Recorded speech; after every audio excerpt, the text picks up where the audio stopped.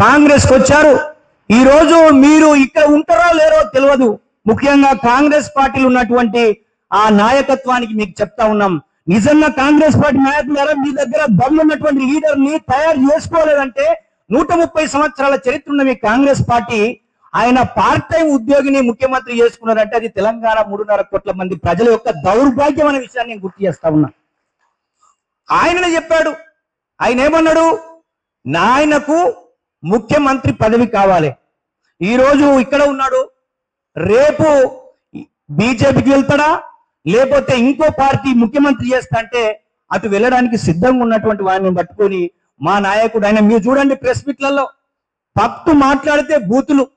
ఒక సామాజిక విషయాల పట్ల అవగాహన లేదు, తెలంగాణను ఎలా అభివృద్ధి చేయాలో అవగాహన లేదు. ఏది ఆయనకు ఓటు బ్యాంక్ ఉపయోగపడుతుందో దాని మీద స్టేట్మెంట్ ఇవ్వడం, దాని మీద ఎవరైనా వ్యతిరేకంగా మాట్లాడితే తిట్టడం, ఇవన్నీ జరుగుతూ ఉన్నాయి.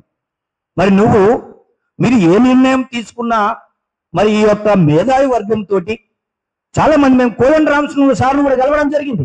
సార్ ఇది 25-30 సంవత్సరాలుగా నడుగుతున్నటువంటి సమస్య, ఇది 2004లో సుప్రీంకోర్టే కొట్టివేసినది, మళ్ళీ అదే సుప్రీంకోర్టు తోటే వాళ్ళు మీరు చేసుకోవచ్చని చెప్పించారు.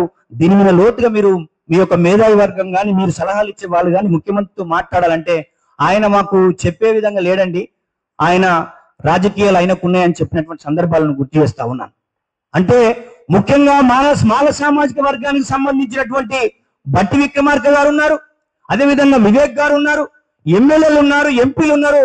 మరి మీ సామాజిక వర్గానికి అన్యాయం జరుగుతున్నప్పుడు మీరు ముఖ్యమంత్రి దగ్గర ఎందుకు కూర్చొని మాట్లాడలేకపోయారనే విషయాన్ని గుర్తు చేస్తా ఉన్నా. మాకు తెలుసు ఈ కాంగ్రెస్ పార్టీ మేనిఫెస్టోలో వర్గీకరణ చేస్తామని చెప్పేసి అని వాళ్ళ యొక్క మేనిఫెస్టోలో పెట్టిందని మేము అలర్ట్ అయి గెలిచిన తర్వాత ఎమ్మెల్యేలతోటి మాట్లాడినాం, గెలిచిన తర్వాత మంత్రులైన వాళ్ళతో మాట్లాడినాం. తప్పకుండా కాంగ్రెస్ పార్టీ ఒత్తిడికి లోనవుతుంది. మందకృష్ణ నరేంద్ర మోడీ తోటి రేవంత్ రెడ్డికి చెప్పిస్తా ఉన్నాడు, ఇది తప్పకుండా జరుగుతుంది. ఇది జరుగుతున్న క్రమంలో మన మాల సామాజిక వర్గానికి మన వాట మనకు రావాలంటే షమీమ్ అఖ్తర్ రిపోర్ట్ లో ఉన్న విధంగా ఒక 2% తేడా ఉంది, మనకు 7% ఇవ్వాలి, మిగతా వాళ్లకు ఎంత ఇచ్చుకొని మనకు అవసరం లేదు, మన 26 కులాలకు న్యాయం జరగాలనే విషయాలు కూడా మేము మన ఎమ్మెల్యేలకు మంత్రులకు తెలియజెప్తే వాళ్ళు నిమ్మకు నీరెత్తినట్టు పట్టించుకోకపోవడం వల్ల ఈ రోజు మాల సామాజిక వర్గం రోడ్డు మీదకి రావాల్సినటువంటి అవసరం వచ్చిందనే విషయాన్ని మీకు గుర్తు చేస్తా ఉన్నా.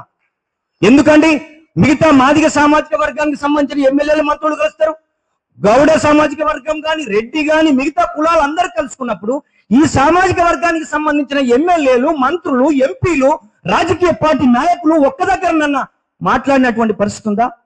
ఈ రోజు మనం చేయాల్సినటువంటి పరిస్థితి ఈ వేదిక నుండి కాంగ్రెస్ పార్టీలో ఉన్న వాళ్ళు కానీ బీజేపీ పార్టీలో ఉన్న వాళ్ళు కానీ టిఆర్ఎస్ పార్టీ సిపిఐ సిపిఎం పార్టీలో ఉన్న వాళ్ళు ఎవరైనా కావచ్చు, మాల సామాజిక వర్గం నుంచి ప్రతినిధులుగా ఉన్న వాళ్ళు మాలల హక్కుల కోసం, మాల అవకాశాల కోసం, మాలల రాజకీయంగా వచ్చే ఫలాల కోసం ఉద్యమించకపోతే మిమ్మల్ని రోడ్ల మీద ప్రశ్నిస్తామని చెప్పేసి అని మీ ఇంట్లో ముంగట మేము ధర్నాలు చేస్తామని చెప్పాల్సినటువంటి అవసరం ఉందనే విషయాన్ని గుర్తు చేస్తా ఉన్నా. నేను ఇక్కడ మనం ఈ రోజు రౌండ్ టేబుల్ కాన్ఫరెన్స్ కు వ్యయ ప్రయాసాలు కోర్చి జిల్లాల నుంచి డివిజన్ల నుంచి రాష్ట్ర నాయకత్వం అంతా కూడా ఇక్కడ కొట్లాడుతున్నామంటే రాజకీయ నాయకులారా మీకు బాబాసాహెబ్ అంబేద్కర్ ఇచ్చిన భిక్ష. ఆ రిజర్వేషన్లు పొందిన 1000 కోట్ల అధిపతులైనా పేదవానికైనా ఒకే ఓటు ఉండాలని కోరుకున్నాడు బాబాసాహెబ్ అంబేద్కర్. ఈ యొక్క షెడ్యూల్ కులాలను 341 క్లాస్ 4 ప్రకారము మొత్తం ఎస్సీలను విడదీయాలన్నా కలపాలన్నా పార్లమెంటు ద్వారా చట్టం చేయాలని కోరుకున్న బాబాసాహెబ్ అంబేద్కర్. మరి పార్లమెంటులో మనం ఇంతకుముందు చెప్పినటువంటి అన్ని చట్ట రూపంలోకి తీసుకొచ్చినప్పుడు రిజర్వేషన్లకు సంబంధించినవి దేశవ్యాప్తంగా ఎందుకు ఇంప్లిమెంట్ చేయలేరో అడగాల్సినటువంటి పరిస్థితి అవసరము ఈ మాల సామాజిక వర్గానికి ఉంది. ముఖ్యంగా ఇప్పుడు వర్గీకరణ జరిగి దాదాపు 1-2 నెలలు అవుతుంది. ఉద్యోగస్తులు ఉన్న వాళ్ళు బయటకు రారు, విద్యార్థులు ఉన్న వాళ్ళు బయటకు రావాలి, యూనివర్సిటీలు కదలాలి, మాల సామాజిక వర్గం ప్రతినిధులు మౌత్ టు మౌత్ ప్రచారం చేయాల్సినటువంటి అవసరాలు ఉంటాయనే విషయాన్ని గుర్తు చేస్తా ఉన్నా. నీకు రిజర్వేషన్ లేకుండా నిన్ను చంపాలనుకున్నప్పుడు, నీకు రిజర్వేషన్ లేకుండా నిన్ను కార్నర్ నెట్టివేయబడ్డప్పుడు, మొత్తం మాలలు దోసుకున్నారు తిన్నారు అని చెప్పి ప్రచారం చేస్తున్నప్పుడు వాస్తవాలని మన సమాజానికి తెలియజెప్పాల్సిన బాధ్యత ఉంది.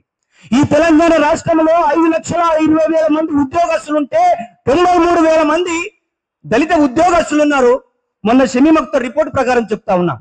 46,000 మంది మాదిగలు ఉన్నారు, 36,000 మంది మాలలు ఉన్నారు, 15,000 మంది ఉపకులాలు ఉన్నప్పుడు మరి ఎవరండి ఇన్ని సంవత్సరాలుగా దోచుకున్నది, తీసుకున్నది, మొత్తము సర్వనాశనం చేసింది ఎవరండి?